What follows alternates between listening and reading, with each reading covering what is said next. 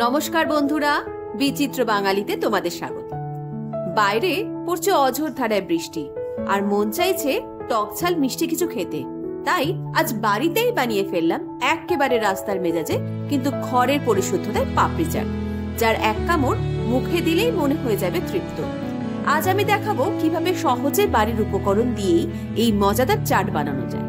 রান্নাঘরেই আজ তৈরি হবে এক প্লেট খুশির ঝড়।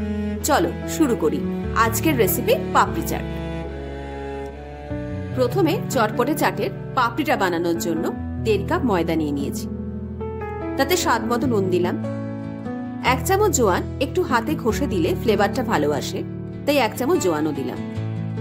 আর দিলাম 3 চামচ সাদা তেল। তারপর ভালো করে ময়দাটাকে ময়ান দিয়ে নেব। ময়দাটা যখন এইভাবে হাতে মুঠো করলে জমাট বেঁধে যাবে, তখন বুঝতে হবে ময়াম দেওয়া রেডি। এবার অল্প অল্প জল দিয়ে বেশ নরম করে ময়দাটাকে মেখে নেব।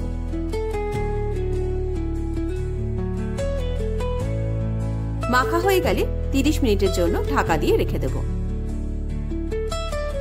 এবার বানাবো ধনেপাতা চাটনি। এখন যেহেতু বাজারে ভালো ধনেপাতা পাওয়া যাচ্ছে না, তাই আমাদের বাড়িতে যে চাইনিজ ধনেপাতার গাছ আছে সেই ধনেপাতা দিয়েই চাটনিটা বানাবো। এই ধনেপাতার পেছনে যে শিরা রয়েছে সেটা ছিঁড়ে বাদ দিয়ে দিলাম।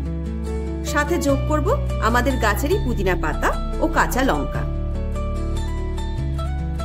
এর সাথে দেব অর্ধেক লেবুর রস, বিট নুন, একটু চিনি, অল্প নুন ও একটু সাদা তেল। সাদা তেল দিলে চাটনির গ্লেজটা বেশ ভালো থাকে। ভালো করে ব্লেন্ড করে নিলাম ও একটা বাটিতে ঢেলে রাখলাম। এখন বানাবো তেঁতুলের চাটনি। তেঁতুলটা আমি 30 মিনিট জলে ভিজিয়ে রেখেছিলাম। এবার ছাঁকনিতে ভালো করে তেঁতুলের কাঠটা ছেঁকে নিলাম। কড়াইতে অল্প সর্ষের তেল ও একটা শুকনো লঙ্কা ফোড়ন দিলাম। তোমরা চাইলে হিংও দিতে পারো। লঙ্কাটা ভাজা হয়ে গেলে তেঁতুলের কাঠটা দিয়ে দিলাম। তার সাথে দিলাম কাশ্মীরি লঙ্কার গুঁড়ো, ভাজা জিরের গুঁড়ো ও স্বাদ মতো চিনি। তোমরা চিনির বদলে গুঁড়ো দিতে পারো। আর দিলাম বিট নুন ও স্বাদ মতো নুন। এবার ভালো করে নেড়ে নেব। বেশ গাঢ় হয়ে এলে তখন একটা বাটিতে ঢেলে নিলাম। ব্যাস, রেডি হয়ে গেল তেঁতুলের চাটনি। এবার রেডি করব দই। একটা বাটিতে টক দই নিয়ে তাতে বিট নুন ও অল্প চিনি ও একটু জল দিয়ে ভালো করে নেড়ে রেডি করে একপাশে সরিয়ে রাখলাম। এদিকে 30 মিনিট রাখার পর ময়দার ডোটা পুরোপুরি রেডি।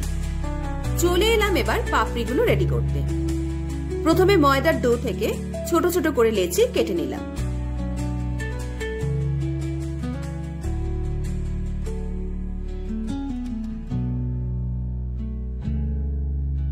এবারে একটা একটা করে লেচি ছোট ছোট লুচির মতো করে বেলে নিচ্ছি। একটা কাঁটা চামচ দিয়ে এইভাবে ফুটো ফুটো করে নিচ্ছি, যাতে লুচির মতো না ফোলে। এইভাবে বেশ কয়েকটা বেলে নিলাম। এবার গরম কড়াইতে সাদা তেল দেব। তেল বেশ গরম হয়ে এলে একসঙ্গে কয়েকটা পাপড়ি তেলে ছেড়ে দেব। তারপর উল্টে পাল্টে বাদামি করে ভেজে নেব।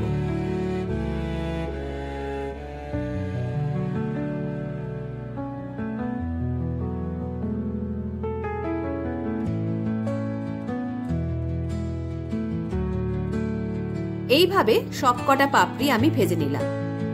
এই ভাজা পাপড়িগুলো স্টোর করেও রাখতে পারো, চাইলে চামড়ির সাথেও খেতে পারো। ব্যাস, সবকিছু রেডি। তৈরি করব পাপড়ি চাট। একটা প্লেটে কুচিয়ে নিয়েছি সেদ্ধ আলু, পেঁয়াজ ও লঙ্কা, সাথে নিয়েছি সেদ্ধ ছোলাও। তোমরা চাইলে টমেটোও অ্যাড করতে পারো। প্রথমে একটা প্লেট নিয়ে তাতে পাপড়িগুলো সুন্দর করে সাজিয়ে নিলাম।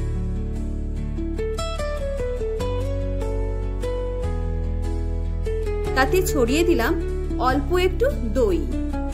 এরপর একে একে আলু কুচি,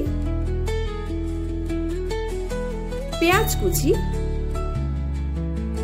সেদ্ধ ছোলা ও লঙ্কা কুচিও ছড়িয়ে দিচ্ছি। এর ওপরেই দিয়ে দিলাম রেডি করা তেঁতুলের চাটনি। এইবার রেডি করা ধনেপাতার চাটনিটাও এর ওপরেই দিয়ে দিলাম। ঘরে বানানো ভাজা মশলা ছিল, সেটাও ছড়িয়ে দিলাম। তার সাথে যোগ করলাম চাট মশলাও। সবশেষে আবার একটু দই দিয়ে দিলাম আর ছড়িয়ে দিলাম ঝুরি ভাজা। ব্যাস, রেডি হয়ে গেল খাট্টা মিঠা দই পাপড়ি চাট। তোমরাও একবার এইভাবে বানিয়ে দেখো আর বলো রাস্তার তৈরি চাটের থেকে এর স্বাদ কম কিসে। ভিডিওটা যদি ভালো লাগে তাহলে একটা লাইক দিও আর তোমাদের বন্ধুদের সাথে শেয়ার করো। আর সাবস্ক্রাইব করতে ভুলো না কিন্তু। আজকের মতো এইটুকু, দেখা হবে অন্য কোনো ভিডিওতে।